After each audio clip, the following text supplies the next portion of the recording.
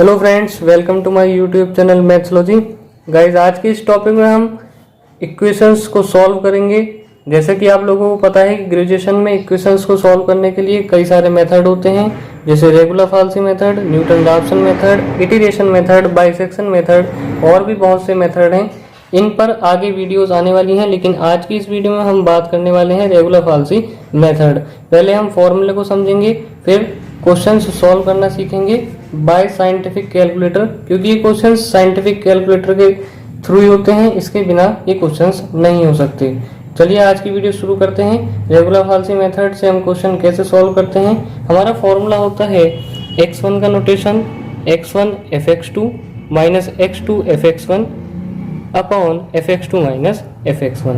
देखिए यहाँ क्या है, हमें सबसे पहले x1 का नोटेशन फाइंड करना है। इक्वल में क्या है x1 हमें कोई वैल्यू मिलेगी, ठीक है। fx2 जो x2 वैल्यू मिलेगी और एक हमें फंक्शन मिलेगा, तो आपको क्या है x2 की वैल्यू फंक्शन में रखनी है, तो हमारा fx2 फाइंड होकर आ जाएगा। इसी तरह x2 हमें एक वैल्यू मिलेगी, ठीक। fx1 अब हमें fx1 फाइंड करेंगे, जो हमें पहली वैल्यू मिलेगी उस पर हम फंक्शन फाइंड करेंगे अपॉन fx2 माइनस fx1। ये सारी चीजें आपको क्वेश्चंस में क्लियर हो जाएंगी।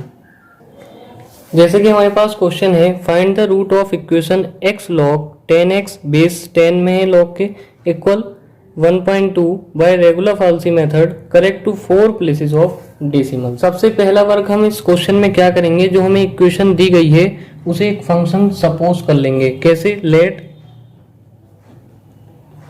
fx equal x log 10x 1.2 जो हमारा राइट साइड में था उसे हम लेफ्ट साइड में ले आएंगे, माइनस 1.2 एंड इक्वल टू 0। ये हमारा फंक्शन बन चुका है, ठीक है। अब देखिए इसमें ना हमें x1 दिया गया है ना x2, जैसे कि हमें फॉर्मूले में जिक्र करा गया था। तो हमें x1 और x2 खुद ही फाइंड करने पड़ेंगे। कैसे करेंगे? सबसे पहले आप इक्वेशन में x के प्लेस पर 1 पुट कर दीजिएगा, ठीक है। उसके बाद 2 पुट कर दीजिएगा, उसके बाद 3, 4 और हम ऐसी वैल्यू ले लेंगे जो पास पास की होंगी, जैसे एक निगेटिव हो और एक पॉजिटिव हो। अभी मैं आपको फाइंड करके बताने वाला हूँ। सबसे पहले मैं x के प्लेस पर 1 रख लेता हूँ। मैंने इक्वेशन में 1 पुट कर लिया f1, ठीक है, x के प्लेस पर 1 log 10 1 माइनस के 1.2। अब हमें इसकी वैल्यू साइंटिफिक कैलकुलेटर से फाइंड करनी पड़ेगी, वो मैं आपको अभी बताता हूँ। देखिए गाइस, साइंटिफिक कैलकुलेटर हमारा इस प्रकार होता है, ठीक है। इसे हम ऑन करते हैं, ये जो हमारा बटन होता है हम इससे ऑन कर लेते हैं। अब हमें वैल्यू जो फाइंड करनी है, देखिए वैल्यू फाइंड करनी है हमें 1 इंटू लॉग 1 माइनस के 1.2, ठीक है। तो हम क्या करेंगे, 1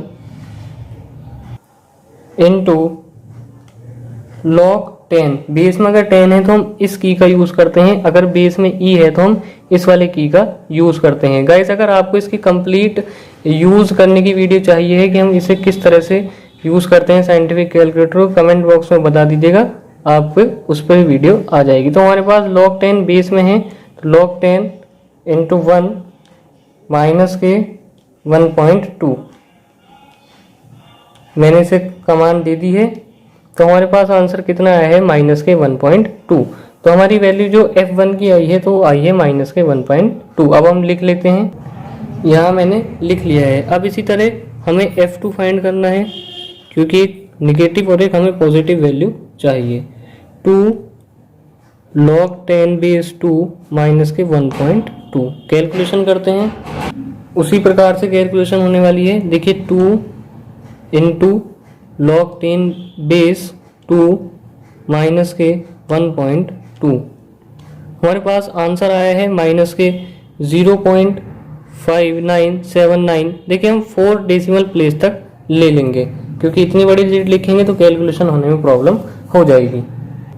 स्टार्टिंग में मैंने एक बात कही थी कि हमें वो वैल्यू लेनी होती हैं, वो फंक्शंस की वैल्यू लेनी होती हैं जो एक निगेटिव हो और एक पॉजिटिव हो और पास पास की हो बिल्कुल। तो आप देख सकते हैं यहाँ दोनों ही वैल्यू क्या है, निगेटिव है। तो एक दो वैल्यू और फाइंड कर लेते हैं, शायद कोई पॉजिटिव वैल्यू हमें मिल जाए नियर की, ठीक है। तो f3 और फाइंड कर लेते हैं। 3 log 10 3 माइनस के 1.2। सेम उसी प्रकार से आप अपने साइंटिफिक कैलकुलेटर में कैलकुलेशन करेंगे। आपकी जो वैल्यू हमें मिली है वो मिली है 0.231363764। तो हम इसे राउंडिंग ऑफ में कर लेंगे। देखिए 0.2314 प्लेसेस तक लेना है तो 6 के बाद आगे की डिजिट हटा देंगे और 3 का क्या कर देंगे हम 4, क्योंकि राउंडिंग ऑफ का रूल सबको पता है कि अगर 5 से आगे डिजिट आती हैं तो हम 1 ऐड कर देते हैं प्रीवियस डिजिट में, और अगर 5 से नीचे डिजिट आती है तो हम वैसे ही डिजिट उतार देते हैं। ठीक है, तो मैंने क्या करा 3 में 1 ऐड कर दिया तो इसके हो गया हमारी डिजिट 0.2314।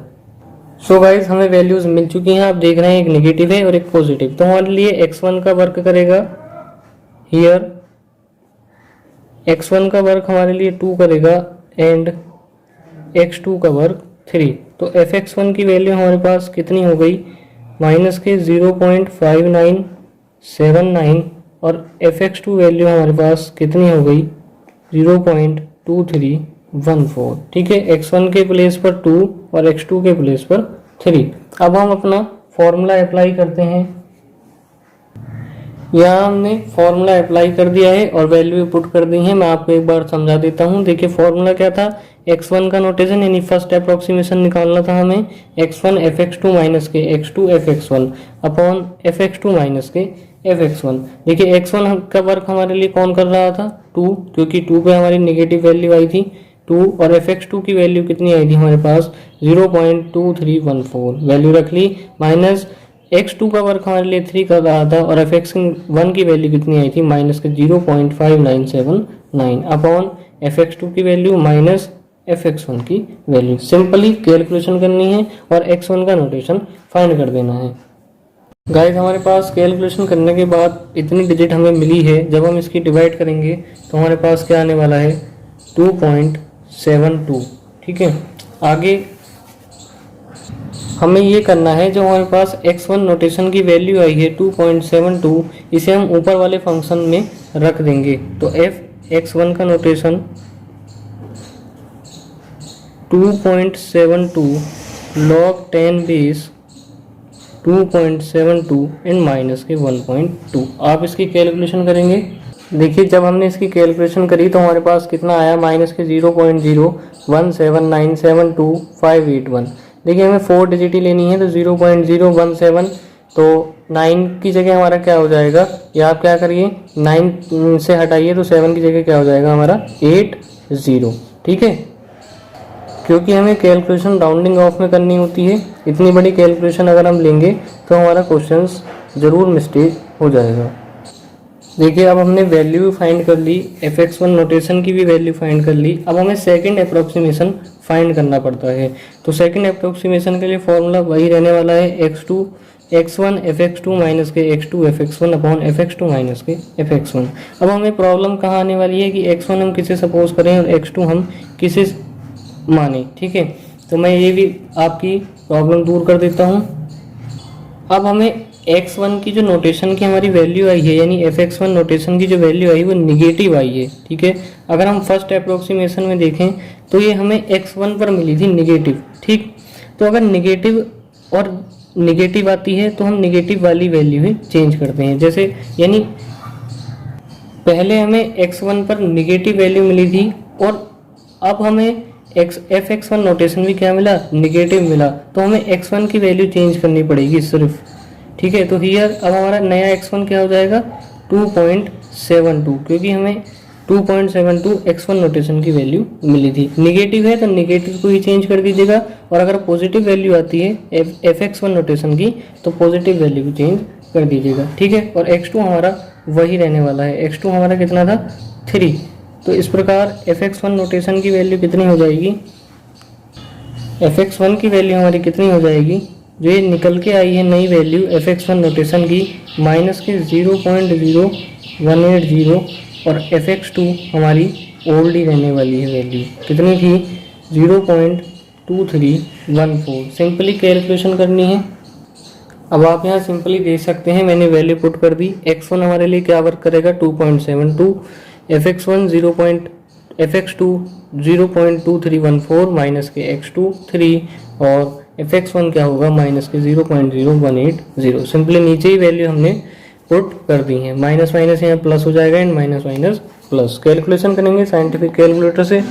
देखिए हमारे पास इतना आया है 0.683408 अपॉन 0.2494। जब हम इसकी डिवाइड करते हैं तो हमारे पास इतना आने वाला है 2.740208 सिंपली हमें क्या करना है, पॉइंट के बाद की हमें 3 या 4 डिजिट ले लेनी है। ठीक है, तो हम इसे ले लेते हैं। नाउ अब जो पहले हमने प्रोसेस करा था fx1 नोटेशन हमने फाइंड किया था, वो हमें क्या करना है fx2 नोटेशन हमें फाइंड करना है। तो 2.7402 log 10 2.7402 एंड माइनस के 1.2। ठीक है, वैल्यू फाइंड करेंगे तो कितना आने वाला है। तो fx2 की नोटेशन की आपकी वैल्यू अप्रॉक्स इतनी मिलने वाली है, माइनस के 0.00039 राउंडिंग ऑफ में लिखी गई वैल्यू है ये। ठीक है, आगे सेम प्रोसेस वही करना है और ये प्रोसेस तब तक चलता रहेगा। अब जब आपको x3 का नोटेशन फाइंड करेंगे तो देखिए हमारे पास x2 के नोटेशन में x1 पर निगेटिव वैल्यू आई थी, तो हम नया x1 जो लेंगे वो लेंगे 2.7402। ठीक है, और fx1 की जो वैल्यू हमारे पास होगी माइनस के 0.00039। सेम प्रोसेस हमें यही करना है। मैं आपको थोड़ा सा आंसर बता देता हूँ कि आपको कहाँ तक ये क्वेश्चंस करना पड़ेगा। जब आप ये प्रोसेस करेंगे तो सिमिलरली आपको x3 मिलने वाला है 2.7406 एंड जब आप x4 फाइंड करेंगे तो आपको मिलने वाला है 2.74064। अब आप देख सकते हैं कि जब तक अभी हमारे जो x2 फाइंड करा था ये आया था 2.7402, x3 जब हम फाइंड करेंगे तो 2.7406। ठीक है, थोड़ा बहुत डिफरेंस है इसमें। और अब हम जब x4 फाइंड करेंगे तो 2.74064। तो हमारे पास देख सकते हैं कि 4 डेसिमल तक हमारी वैल्यू क्या है इक्वल आने लगी है। तो ये हमारा क्या हो जाएगा, आंसर हो जाएगा। लास्ट में आपको एक लाइन लिख देनी है, required root correct to 4 decimal 2.7406। ठीक है, क्वेश्चन समझ में आया है तो एक बार वीडियो को लाइक कर देंगे। और आगे इसी तरह के मेथड आने वाले हैं, बहुत से मेथड हैं, बाइसेक्शन मेथड, इटरेशन मेथड और न्यूटन ऑप्शन मेथड, इन सभी पे वीडियोज आने वाली हैं। इसलिए चैनल को सब्सक्राइब कर लें, पास में बेल आइकन का प्रेस कर दें ताकि आने वाली वीडियो का नोटिफिकेशन आप मिस भी ना कर पाएँ। और अगर आपको साइंटिफिक कैलकुलेटर के कंप्लीट यूज़ की वीडियो चाहिए तो कमेंट बॉक्स में बता दीजिएगा, वीडियो उस पर भी आ जाएगी। धन्यवाद।